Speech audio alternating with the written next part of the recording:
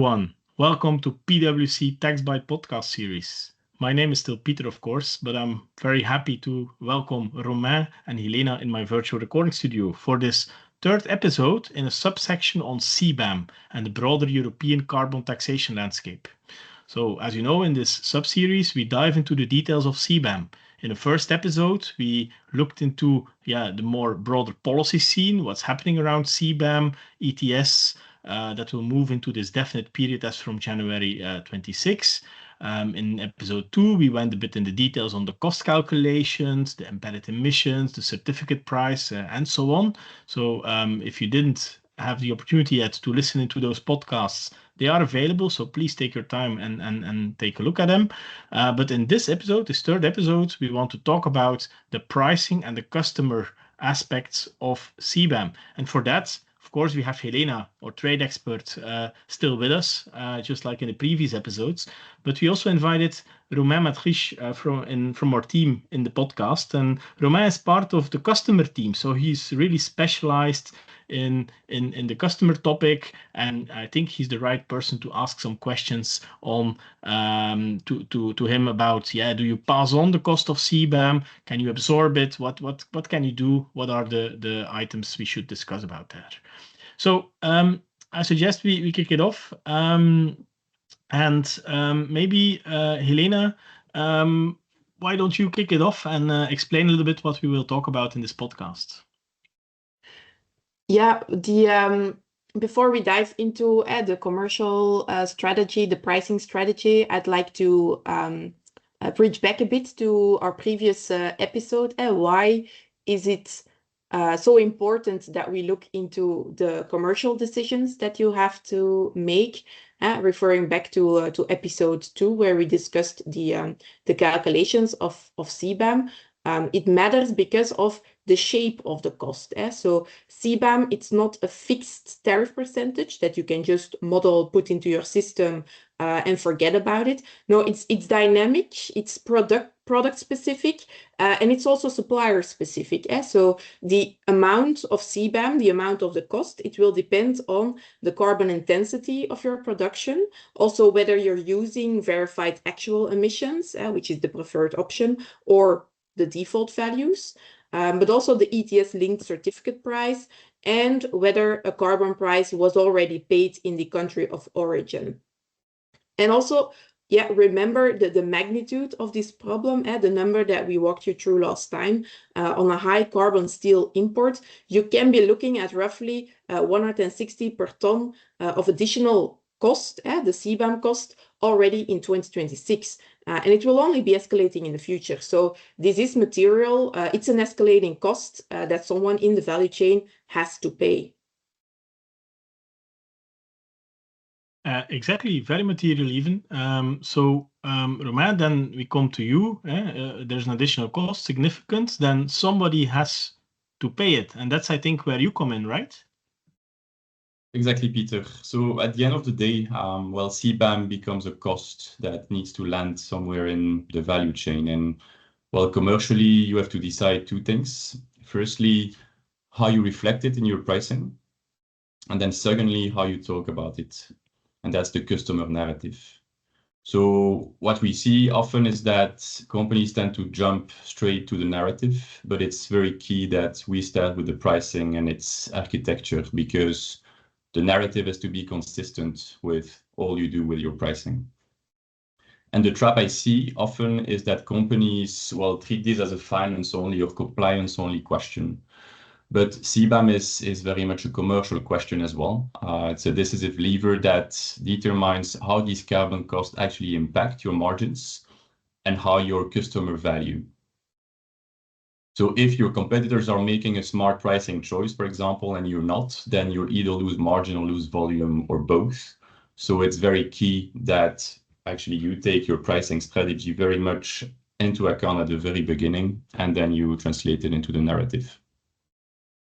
Yeah, and there's a data point worth flagging here, Romain. So the single biggest lever on the cost itself is those verified actual emissions data versus the default values, as I was already saying in the intro. The default values, they are deliberately set high. So they are effectively a surcharge to push all of the importers towards getting that real data. So before you even get to how you price it, the size of the number that you're pricing, it is partly within your control. Yeah, and that's exactly a key point, because it means pricing and procurement, they can't operate in silos. So the carbon intensity of what you source directly actually determines the cost you're trying to recover in the end. So a good pricing strategy starts with the upstream part, as we just said. Okay, thanks. Very clear already. But let's get a bit more practical, Romain. So when a company has determined the approximately cost of CBAM, it will be confronted with and has to decide how to price the CBAM.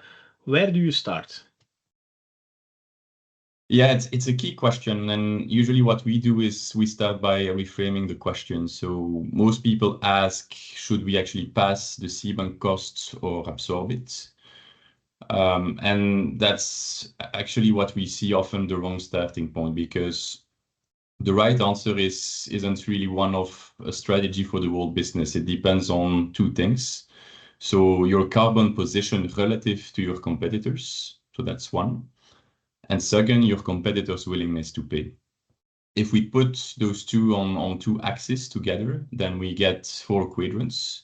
And so 4 distinctive strategic responses to how you can actually act with your pricing.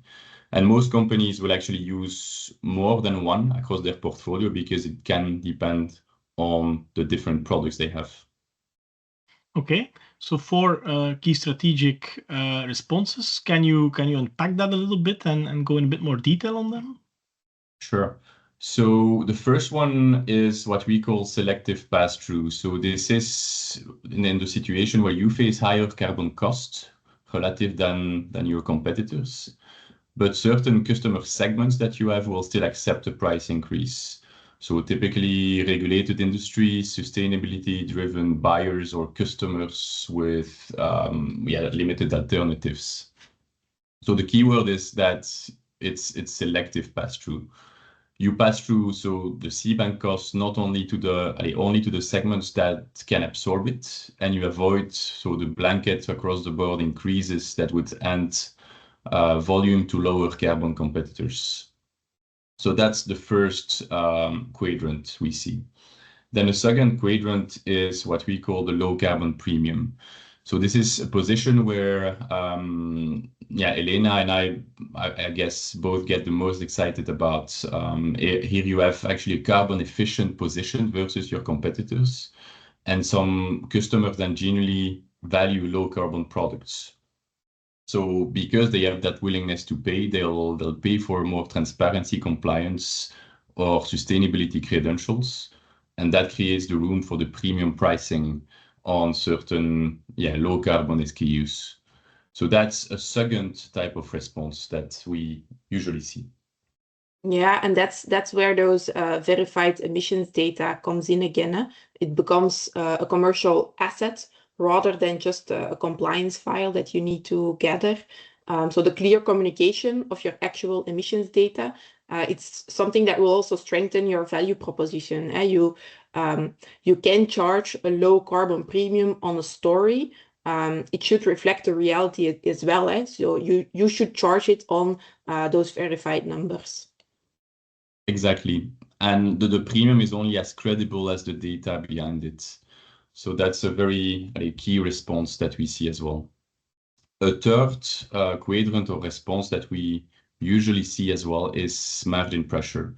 So this is a bit uncomfortable quadrant, I would say, because your cost disadvantaged, your customers are highly price sensitive, and they resist most of the increase you tend to try. And so the competitor with lower carbon costs can also undercut you. So passing the CBAM through is a bit difficult in this case, and the margin also tightens as a result. The playbook in this scenario, I would say, isn't really doing pricing heroics. It's more about cost control and the optimization of the product mix, as well as targeted offers to some accounts that matter most to actually keep those accounts. Yeah, in that quadrant, pricing alone will not save you, if I hear you well. Indeed, Pieter. And so it's key to recognize that itself, this is itself a strategic insight. So you stop trying to push price increases that will not sting in the end, and you shift to actually protecting the volume and managing the mix. So trying to pass through in a margin pressure segment just accelerates the volume loss. So that's why it's, again, key to have the right context in mind for this scenario. Then we come to the fourth response or quadrant, which we call price-led share gain. And this is a bit the mirror image of the premium play that we talked about earlier. So you have lower carbon costs than your competitors, but on the other hand, your customers aren't willing to pay more for those low carbon products. So instead of actually chasing a premium, you hold your prices steady, and while your competitors are forced to raise theirs to actually cover the CBAM exposure. So in the end, you win share in price-sensitive segments, but your carbon efficiency becomes quiet but powerful competitive lever. You're not actually advertising it. You're just winning on the price itself because your cost base is structurally lower. Yeah, and what I find powerful about that last fourth quadrant is that it rewards the work that companies are already doing on the cost side. So every ton of embedded emissions that you take out through, for example, verified data or lower carbon sourcing, it doesn't just reduce your CBAM bill, it also widens the gap that lets you either charge a premium or take additional share. And that's indeed the unifying thread across the four scenarios of response we talked about. So two of those, the premium and the share gain that we talked about, are actually offensive responses. So they turn the carbon efficiency into an advantage. And the two others, so selective pass-through and margin pressure, are more defensive type of responses. So they are more about the recovering of the cost and the protection of margin, where you actually disadvantage in that context. So the job of a pricing leader, I would say, is rather to map really every product and customer segments into one of those four boxes. And then you can decide on the response and price each one deliberately, rather than, as we talked about in the introduction, applying a single blanket CBAM surcharge across the whole book or portfolio. Okay, yeah, I see it, Romain. So that gives a very clear map, an overview, a framework to think about the cost and CBAM and what you do with your customer. But the challenge was probably in how to actually operationalize this. How do companies do that? Yeah, that's a great question to come into indeed the implementation of those responses. So we usually follow a 3-step approach that we see come back. So we call it assessing, strategizing, and then executing. And most companies that we see actually struggle with the CBAM, that struggle with CBAM pricing are rather skipping straight to execution. And that's what we also talked about in the introduction, that it's key to first assess where you stand, and it can be different across products without doing. And if you miss the two first steps, then and you go through the execution, then you miss that assessing and strategizing parts, which are key in this case. So if we go to and we deep dive on assessing, well, what we see is that before you touch and you change a price, you need 4 things. So you segment your customers by needs, and that's key because what we see in most companies is that they have some types of segmentation, but not only, and most often with firmographics, but not always by needs. So it really needs to touch to the needs of clients and their willingness to pay. And that's the second point. Then you go to the price sensitivity and exposure to CBAM pass-through to each of those segments. So you can then quantify the carbon cost exposure per product and segment, and you factor in how CBAM evolves, because we know it's a situation that can evolve on these segments, so you need to monitor that. And you eventually benchmark your competitors' carbon intensity, because as we saw, it's key to also know their position and their likely response. So you understand your relative position for the 4 responses we talked about earlier. And that's what will actually determine where you stand and what type of response you will implement in the end. So finally, you map which segments offer pass-through potential and which need actually selective increases and which pose margin risk. Okay. So after this assessment, you know exactly, you have segmented your clients and you know exactly in which segment or in which quadrant, I must say, each of the segments fall. That's right, eh?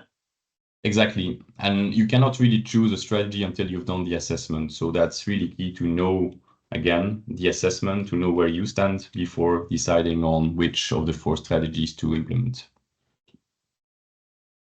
So step 2 is to strategize. So after the assessment, you start strategizing as to how you will respond. And now you define a differentiated pricing strategy per segment, based again on the carbon cost position. So it's key to model the net margin outcomes so that you know precisely where you will end up under multiple pass-through scenarios. So again, you understand the trade-off, the risk before you commit to that strategy. You then also redesign, because it's key to also redesign the full pricing architecture besides it. So not only the base price, I would say, but the discount, rebates, and contracts that will enforce that you actually get the price that you proposed at the beginning, and so that the price increase actually sticks. Because again, a list price, as I just said, that increase immediately, but that you give back through discounts or rebates, achieves nothing in the end. And what's key also to make price stick is to set a clear governance besides it. So that, for example, sales teams have clear approval required after certain thresholds, so escalations type of governance, and they know to whom they escalate and how exceptions are managed. Yeah, and I think that governance point, it's a good point. It also connects right back to our previous episode. CBAM, in essence, it's a cross-functional discipline. So the pricing governance will also only work if it's wired into the same data, the same controls as your broader CBAM compliance function. No, completely. Completely. And that's also bringing us to, I would say, step 3 of the approach, which is execution. And this is where most value is actually won or lost. So you create, it's key to create segment-ready communication material and value stories to also protect and defend the strategy you've chosen in the previous step. So you build segment-specific playbooks. That means talking points to customers, objection handling, and clear limits for concessions. It's also key to train and coach the sales teams through role play so that they live the conversation before they actually are in front of difficult customers. Because it's key that the first time that a salesperson explains that CBAM surcharge, it shouldn't be again before in front of a difficult customer, but rather through role plays. And it's also key to run weekly deal review. So to have a specific cadence to spot the trends, which types of segments for which customers actually object the strategy you've chosen. And that way you can catch the margin leakage early and actually also adjust your strategy accordingly. And it's, in a nutshell, I would say, key to continuously refine the playbooks, the segmentation, the concessions, as the market moves, because it's not a static picture. Okay, so that's interesting. So the execution is clearly not a one-off launch. It's really an ongoing discipline for the company. That's indeed, yeah, the whole point, I would say. CBAM actually costs and they escalate every year. So we know it moves, the ETS prices move as well. The competitor adjusts with the strategies. So your segmentation and all the talking points, the playbooks that you do have to be living documents. So it's key to have a starting point, and that companies that treat CBAM as a pricing and then they forget what they priced will see actually the margin quietly leak away. So it's key to have those documents evolve, but also to monitor the margin that you're making with your strategies to be sure that you're on the right path and that you don't need to adjust. So that needs a weekly rhythm to catch the leakage early and to keep adapting. Okay, no, that's very interesting. I think that also explains for the people in the audience why this entire CBAM development will be a continuous topic on their agenda to work with the business and to manage this pricing. Now, there's also another aspect to it, and that's the customer narrative. So maybe let's turn a little bit to this part now. And Romain, what is your biggest warning here for the audience? No, indeed. So we said that it's key to have a strategy, but it's also key to manage the execution. So whatever strategy you choose across those 4 quadrants that we've talked about, it has to be consistent with everything else that you say and do about CBAM. So the story you tell your clients or your customers and the way you price internally and all the other tax and sustainability documentation that you have, they all have to line up so that everything is consistent. And that's actually the classic trap we see, that to customers, a group describes, for example, the CBAM, as a neutral cost-only pass-through. So this surcharge isn't actually making money, it's just a regulatory cost flowing straight through. But to investor and then in the sustainability reports to the same groups, then that tells a very different story. For example, our low carbon position is a competitive advantage and it's winning us a premium business. So that's 2 different stories that don't sit together. So is the carbon cost a neutral pass-through or is it rather a value driver you profit from? So those 2 narratives are divergent, that you've created an exposure commercially and from a tax perspective. Yeah, and from a tax perspective, it's not hypothetical. So tax authorities, they are increasingly sophisticated about cross-referencing those non-tax disclosures, sustainability reports, the investor presentations, against then your tax and your pricing story. So if your external customer narrative says one thing and your internal documentation and your tax reports say another, a well-resourced authority will spot it. And these days they are well-resourced. They also have found their way to AI to make those comparisons. So yeah, very important that you have that right. And it's precisely the case. So what we often tell clients is that it's key to not let the commercial team write the CBAM narrative in isolation.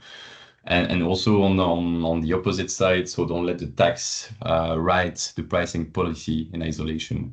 It's key to have a single voice. So the surcharge on the voice, the policy in the contract, and the disclosure in the annual report all have to be the same story and told multiple times.